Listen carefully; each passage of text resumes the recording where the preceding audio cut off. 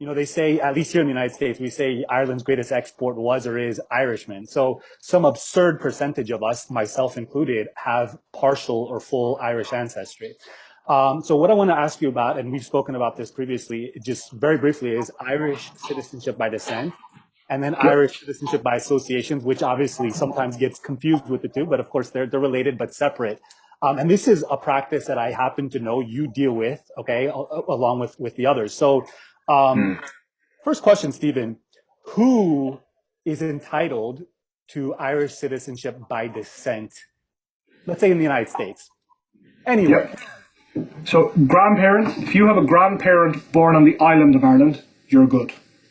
If you have a great grandparent born on the island of Ireland, you may be good, depending if your grandparent or your parent went and got Irish citizenship prior to you being born.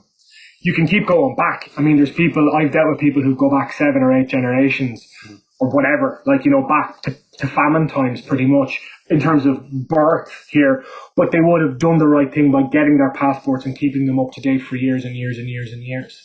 Right. So that, look, in a nutshell, that is the simple rule. So grandparent, no problem.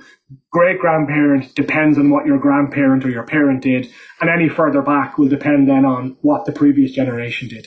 So if somebody's of Irish ancestry and they want to investigate whether they may qualify for this, would the first step be to start getting birth certificates going back in the line?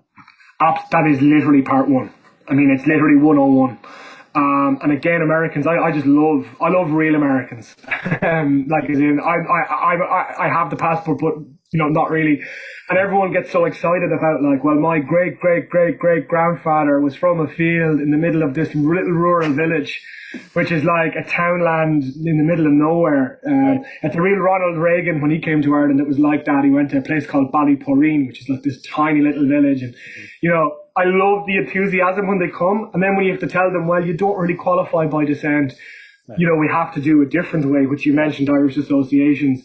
They often get very disappointed, because everyone thinks that they're Irish. And like, it's the one good thing about the Patrick's Day stuff. Like, it is, I find it hilarious as an outsider looking at this, paddy whackery is what we call it, people dressing up in green and, going out in the beer. But, everyone, and it's an honor. Like, it is a privilege, not everyone says they want to be British, for example, or, that they want to be French or German. Right. It's really a universal thing with us, and it's a badge of honor in my view. We have a massive affinity for Irish culture and ancestry in the United States, especially, as you know, in the Northeast.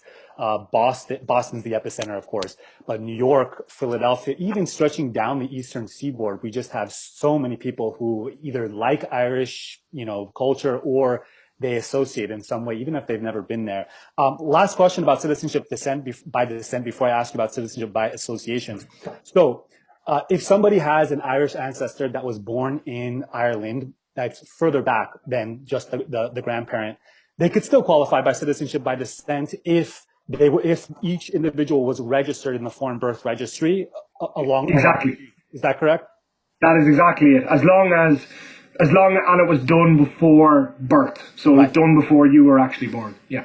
Right. So if we look at it like a football, what we call a football, American football, in effect, if the Irish ancestry has to be passed along from one generation to the next, and the person has to have the person passing the football has to have been registered themselves before they pass it along to their next of kin, the next child. Is that a decent analogy? That is that's exactly it. It's a bit like Derek Henry taking a hold of the football. He's a Tennessee Titans player. That's it. Once you have it and you hold it, that's it. Wonderful. Okay, great. So let's just get into Irish citizenship by associations very briefly, because I know we could dive super deep on this. And if it was up to me, I'd have you on here for 4 hours. Irish citizenship I'm sorry, I said ancestry, by associations. Okay. Yeah. What's the difference? The difference is, you can go back a number of generations, but you're naturalizing. So we have a different process. We have people who are entitled by birthright. Let's say it was your great grandfather who came from Kilchimock in County Mayo, and you want to get your passport. You are not entitled to it automatically by putting your name in a foreign birth register. You have to prove to the government, right? And you have to say, look, I go back a couple of generations, but at the end of the day, I'm as Irish as anyone because I wrote a book on Ireland. I lived here for 2 or 3 years. I feel like I'm Irish. I'm associated here with the GAA clubs in Ireland. And the minister has a discretion to decide, yes, that link is strong enough, or no, it's not. I know people who've gotten it without ever stepping foot here. Okay, so I mean, that is true. It does happen. But you generally have to say, well, look, I came here and I studied for a couple of years, or, I fell in love with the country and I've visited here 40 million times. So that's kind of, that's one way of doing it. It's a bit different to Portugal. So, like, I know in Italy. In Italy, they have descent going back as long as you want, as long as you can prove. Right. So you find that a lot of Brazilian applicants are able to qualify for Italian passports. They've never been to Italy in their life, Right. Right. Yeah, exactly. Argentines as well. Supposedly 50% of Argentines are of Italian stock. So that's a huge country there too. Okay, so you mentioned the minister. That's the Minister of Justice, correct? Right? Minister for Justice, yeah. And we talked about this concept of discretion, right, previously. So discretion is heavily involved in citizenship by association cases. You got to show and prove that you kind of deserve to be Irish. You're very Irish, and cross your fingers and hope that the minister agrees. Is that basically it? That's you've got it in a nutshell. Simple as that. Okay. Wonderful. Beautiful. So I'm sure there's probably going to be at least one person in my class who is interested and going to pursue this. So this will be good. Okay. So we're coming down the home stretch. We're actually on the home stretch. Okay. So I want to go to the lightning round of questions to get to know Stephen Kerwin right now. Are you ready? Go for it. Okay. Stephen, dogs or cats? Dogs all day. Okay. Coffee or tea? Tea. Okay. Netflix or cinema, pre-pandemic cinema? Oh, pre-pandemic cinema all day long. Yeah. Okay. All right. Croissant or bagel? Bagel. Okay. Favorite country to visit, and we're going to take away Ireland or the United States because you're citizens there. Yeah, such a pity. I love Spain. I don't know what it is about it. I just love the south of Spain. Beautiful. Wonderful. Favorite movie?